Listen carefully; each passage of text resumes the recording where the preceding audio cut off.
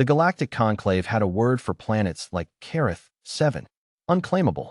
A world of perpetual storms, acidic rain, megafauna that could shred reinforced hull plating, and an atmosphere that read like a chemistry experiment gone catastrophically wrong. Every species in the known galaxy had surveyed Carith, 7 exactly once. Every species had then agreed, without much debate, never to go back. It was the kind of place you used as a threat. Leave him there, Ambassador Lyra had said, her bioluminescent markings flickering with cold amusement as the Conclave Tribunal watched. If the human species truly believes they deserve a seat at our table, let their representatives survive Carith, 7. 30 rotations. Then we discuss representation. The room had rippled with what passed for laughter among 17 alien species. No one survived Carith, 7 for 30 rotations. No one had ever survived Carith, 7 for 3. Ronin had been unconscious when they dropped him. He came to with his face pressed into something that smelled like copper and rot, rain hammering his back like thrown gravel, and a sound nearby that he could only describe as a cathedral collapsing, rhythmic, enormous, and getting closer. He rolled behind a boulder the size of a small house. The thing that passed him was roughly 40 meters of scaled nightmare, moving low to the ground on 6 legs, its triangular head swinging back and forth like a wrecking ball searching for something to wreck. It had no eyes that Ronin could identify. It didn't need them. The sensory pits along its jaw were doing something far more efficient. Ronin held his breath. The predator paused. One of those massive pits tilted toward his boulder. Then it moved on. Ronin exhaled. Slowly, carefully, he reached into the emergency kit they'd left him. Purely ceremonially, he suspected, since Lyra's people clearly hadn't expected it to matter. Inside, a thermal blanket, 3 nutrient bars, a water filtration tablet, a flare, and a small folding knife. He looked at the knife. He looked in the direction the 60-ton predator had gone. "All right," Ronin said quietly to no one. "Let's figure out what you eat." The answer, it turned out, was everything, but selectively. He spent the first week not surviving so much as observing.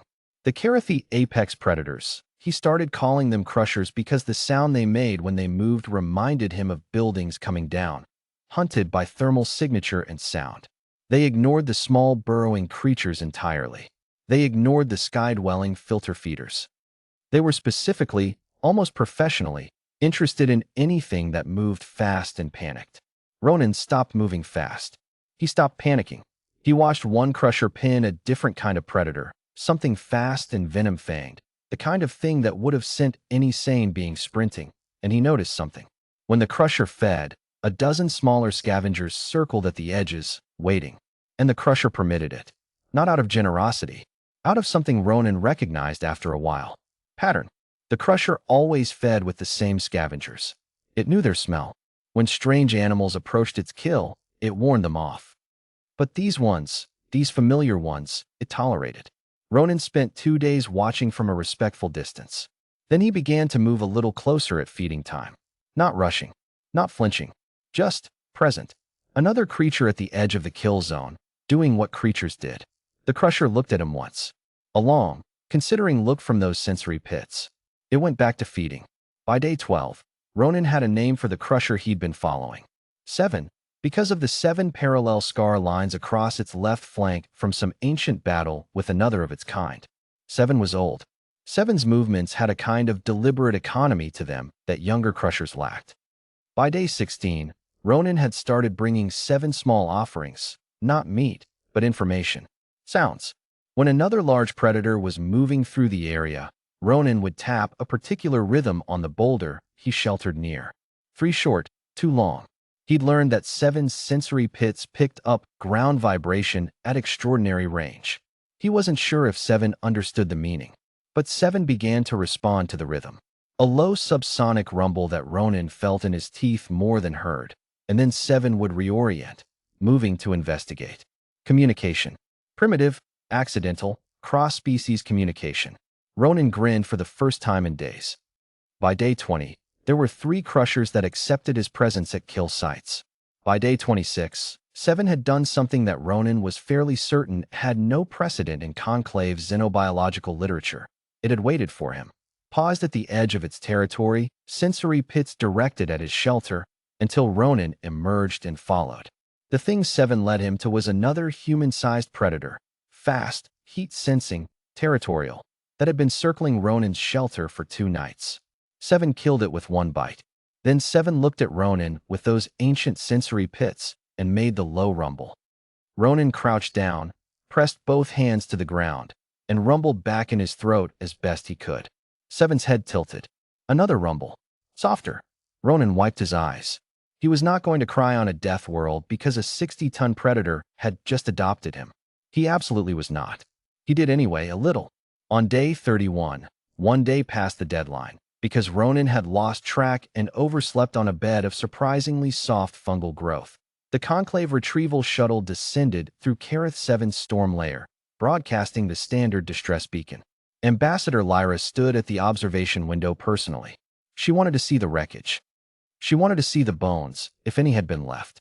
She would make a small, gracious speech about the courage of humanity's representative, and then the matter of a human seat at the conclave would be quietly shelved for another generation. The shuttle crew found the beacon signal and followed it to a clearing. In the clearing stood Ronin, thinner, scarred in 3 places, wearing a thermal blanket like a cape, eating something that looked like fermented fungus with the calm contentment of a man at a perfectly acceptable brunch. Behind him stood Seven. Behind Seven stood 2 other crushers. Behind them, at the edges of the tree-line, were more, the scavenger pack, the smaller predators that had attached themselves to Seven's territory, a loose confederation of Carith 7's most dangerous fauna, all oriented in the same direction, all looking at the shuttle, none of them attacking, none of them fleeing, waiting, with the particular patience of creatures that followed someone who had never once given them a reason to panic. Ronin looked up at the shuttle. He raised 1 hand. "You're late," he called. "Also, I have notes on your xenobiology database. It's wrong about the crushers. Critically wrong." The shuttle crew did not respond immediately. Several of them appeared to be reconsidering their career choices. Lyra's bioluminescent markings had gone completely dark. Ronin tilted his head back toward Seven. He tapped twice on the ground. Seven made the soft rumble. "They're not hostile," Ronin told the shuttle. "To me. But I'd land slowly if I were you. Fast movements are kind of a thing here." The vote on human membership in the Galactic Conclave passed 47 hours later. It was, by historical record, the least contentious vote in Conclave history. Ambassador Lyra abstained. She didn't explain why. Those who knew her said her bioluminescent markings had not fully recovered for weeks, which, in her species, was the physiological equivalent of a human who had seen something they were still, quietly, processing, something they had profoundly, completely, and perhaps permanently underestimated. Humanity had been alone for 200,000 years. They had spent that time learning to live alongside wolves, elephants, dolphins, and horses, creatures that had no reason to trust them, that had every reason to flee. They had spent that time learning that patience and presence and the willingness to be still and non-threatening in a frightening world was not weakness. It was the oldest human skill there was, and they had brought it to the stars.